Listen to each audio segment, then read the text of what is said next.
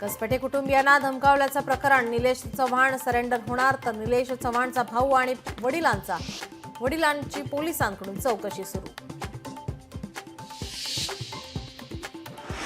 वैष्णवी आत्महत्या प्रकरणी संबंधित संशयित आरोपी निलेश चव्हाणचा नवा व्हिडिओ समोर, कमरेवर बंदूक ठेवत नाचतानाचा व्हिडिओ व्हायरल।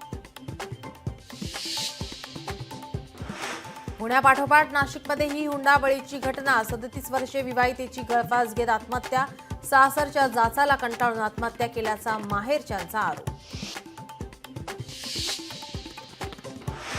पुण्यातील खराडी परिसरात बोगस कॉल सेंटरवर पोलिसांचा छापा, बोगस कॉल सेंटर प्रकरणी 6 तासानंतर चौकशी संपली।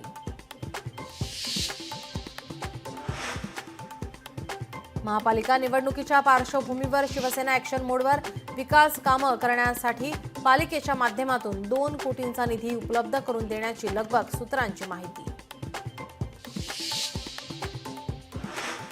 बुलढाण्याच्या मलकापूरमध्ये 1,97,00,000ची रोकड जप्त, रक्कम हवालाची असल्याची पोलिसांची माहिती।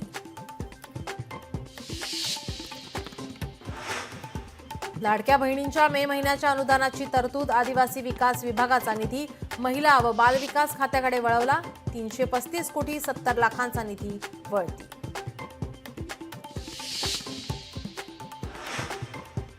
आदिवासी विभागाच्या कुठल्याही योजना बंद पडणार नाही, महायुती सरकार आदिवासी समाजाच्या भक्कमपणे पाठीशी, आदिवासी विकास मंत्री अशोक उईके यांचं वक्तव्य।